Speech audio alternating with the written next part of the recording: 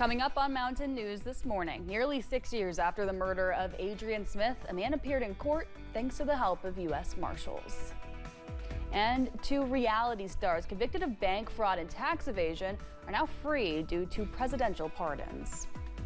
Dedicated to Eastern and Southern Kentucky, this is WYMT Mountain News this morning.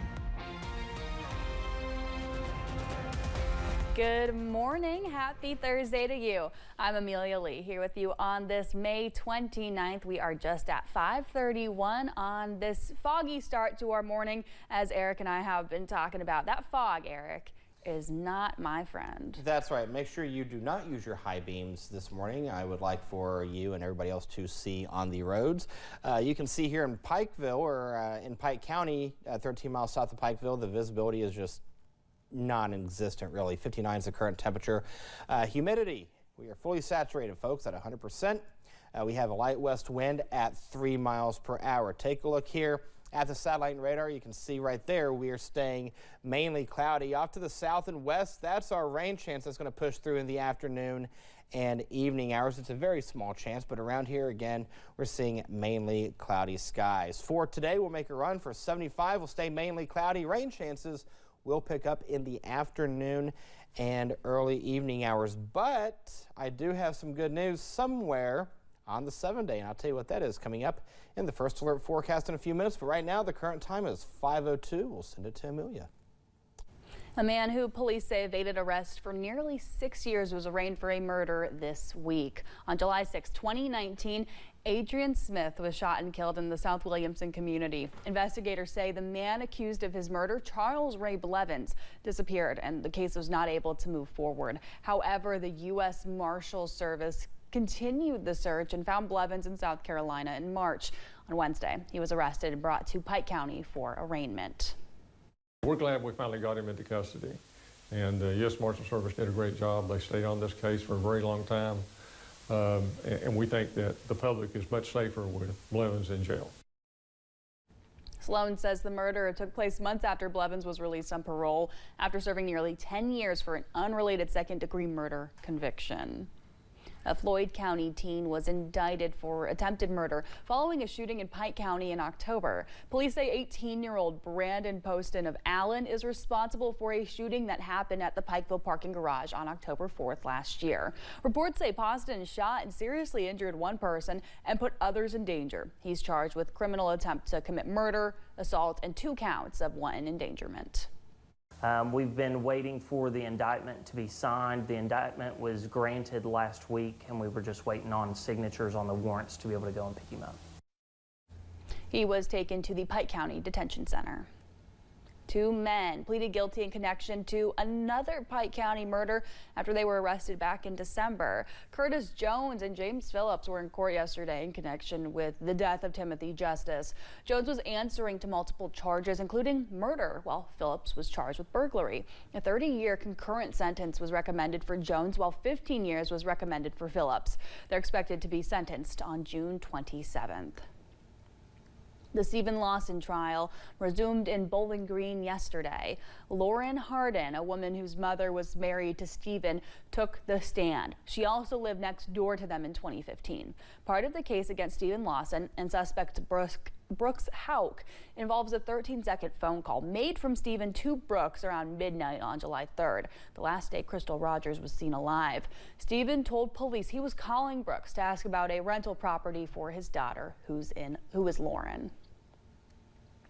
State police continue to look for a suspect in connection with a Jackson County murder case. Troopers say 40-year-old James Carmack of Estill County died from a fatal gunshot wound. He was found dead inside a vehicle on May 18th in McKee. Troopers say the suspect left the scene before they got there.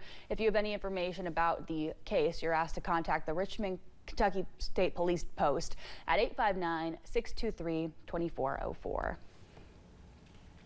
An attempted murder suspect from Knoxville, Tennessee, was arrested in Mississippi. The Knoxville Police Department says 21-year-old Ethan Johnston was traveling by Greyhound bus when he was found by U.S. Marshals. He's accused of assaulting a young woman early Saturday morning in an apartment near the University of Tennessee campus. They say the woman has significant injuries to her head and neck. Johnston charged with second-degree attempted murder. President Donald Trump signed pardons yesterday for reality stars Todd and Julie Chrisley. The couple was serving out their sentence for bank fraud and tax evasion in Florida and Kentucky, respectively. The pardon ended Todd Chrisley's sentence 10 years early and Julie Chrisley's sentence 5 years early. Now we hear from the Chrisley's attorney following their release from prison. Issue here was it's very clear the case would have never happened if they were not celebrities. And I think that sort of targeting based on who you are publicly is what this president's made very clear he doesn't want to condone. At the White House yesterday, President Donald Trump indicated he was looking into more pardons. He said he was, quote, going to look at pardoning the men convicted of plotting to kidnap Michigan Governor Gretchen Whitmer in 2020. An attorney representing a circuit judge is asking for a delay in a federal trial.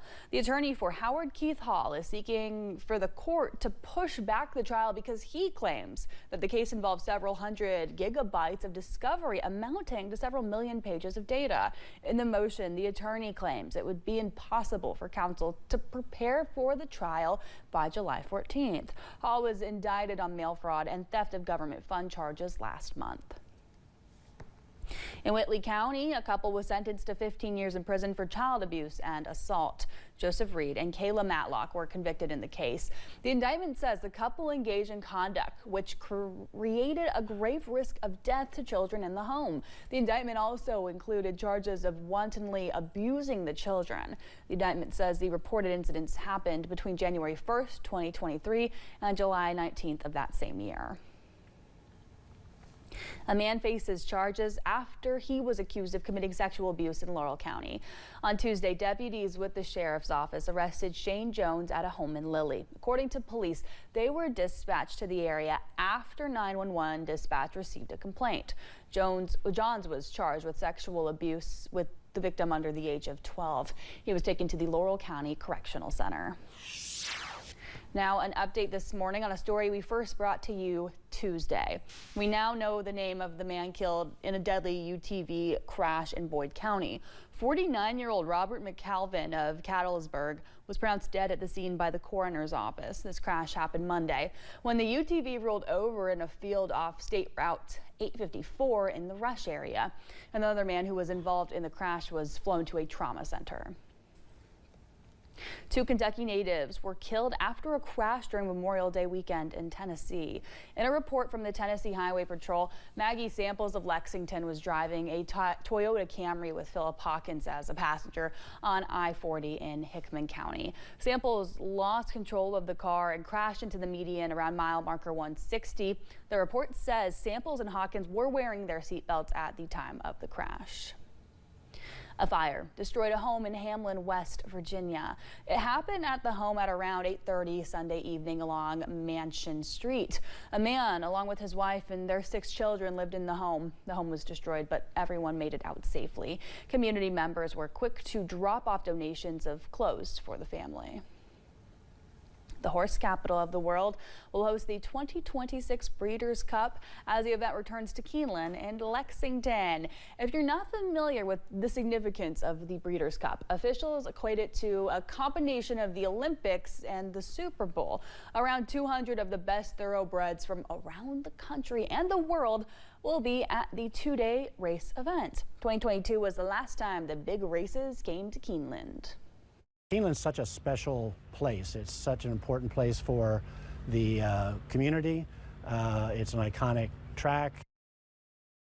When the Breeders' Cup came to town 2 years ago, race fans brought in an estimated $81 million into the local economy. Belmont Park in Belmont, New York will host the Breeders' Cup in 2027. It's 5:40. Have you ever wanted to watch a movie being filmed? Well, it might be easier than ever for Kentuckians thanks to a new effort that invites Hollywood film crews to the Bluegrass. I think that'd be fun. Hey, something else that's fun today. That cloud cover. That's going to be not so much your best friend. Rain chances are in the forecast as well. Details coming up.